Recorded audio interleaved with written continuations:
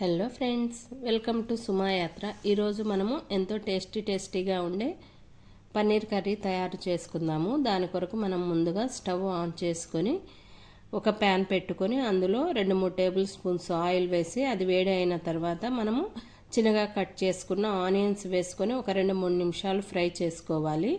అలా ఫ్రై అయిన తర్వాత మనము చిన్నగా కట్ చేసి పెట్టుకున్న టమాటో ముక్కలు కూడా వేసి ఇంకొంచెం సేపు ఫ్రై చేసుకొని కాస్త ఉప్పు వేసి మూత పెట్టుకొని ఒక 4-5 నిమిషాలు మీడియం ఫ్లేమ్లో పెట్టి మంచిగా మగ్గనివ్వాలి.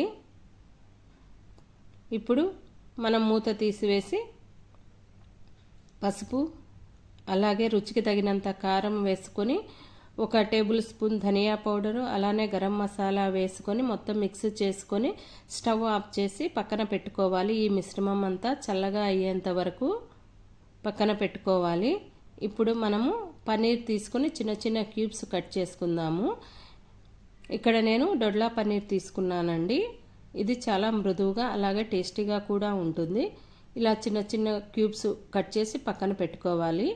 ఇప్పుడు మనము చల్లగా అయిన మిశ్రమాన్ని ఒక మిక్సీ జార్ తీసుకొని అందులో వేసుకున్న తర్వాత మనము మంచిగా గ్రైండ్ చేసుకోవాలి. గ్రైండ్ చేసుకునేటప్పుడు కావాలంటే మనం ఒక చిన్న గ్లాస్ వాటర్ వేసుకుంటే గ్రేవీ మంచిగా వస్తుంది. చూడండి ఇలా.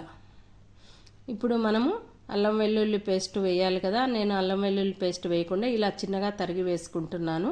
వెల్లుల్లిపాయలు చిన్న చిన్నగా కట్ చేసుకొని అలాగే అల్లం కూడా కొద్దిగా తురుముకొని పెట్టుకున్నామనుకోండి బాగుంటుంది.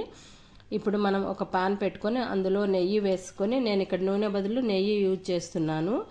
నెయ్యి వేస్తే పన్నీర్ కర్రీ చాలా టేస్టీగా ఉంటుంది. నెయ్యి వేడైన తర్వాత ఆవాలు, జీలకర్ర అలాగే చిన్నగా కట్ చేసుకున్న ఆనియన్స్, జీడిపప్పు వేసి కొద్దిగా గోల్డెన్ కలర్ వచ్చేంత వరకు ఫ్రై చేసుకోవాలి. ఇలా ఫ్రై చేసుకున్న తర్వాత మనము చిన్నగా కట్ చేసి పెట్టుకున్న వెల్లుల్లిపాయలు అలాగే అల్లం తురుము కూడా వేసుకోవాలి. అల్లం పచ్చివాసన పోయేంత వరకు ఫ్రై చేసుకున్నాక మనము చిన్నగా కట్ చేసి పెట్టుకున్న పన్నీర్ క్యూబ్స్ కూడా వేసుకొని 1 నిమిషం ఫ్రై చేసుకుంటే సరిపోతుంది. పన్నీరు ఎక్కువసేపు ఫ్రై చేస్తే ముక్క గట్టిగా అయ్యి టేస్ట్ అంతా పోతుంది. కాబట్టి 1 నిమిషం అలా ఫ్రై చేసిన తర్వాత మనం ముందుగానే గ్రైండ్ చేసి పెట్టుకున్న మిశ్రమాన్ని ఇందులో వేసుకొని స్టవ్ హై ఫ్లేమ్లో పెట్టుకొని ఒక 5-6 నిమిషాలు ఉడికించుకోవాలి.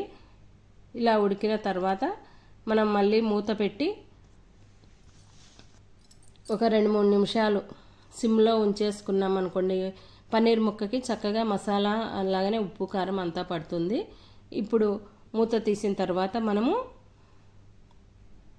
రుచికి తగినంత ఉప్పు అలానే కొద్దిగా కసూరి మేతి అలాగే 1 కప్పు కట్ చేసిన కొత్తిమీర,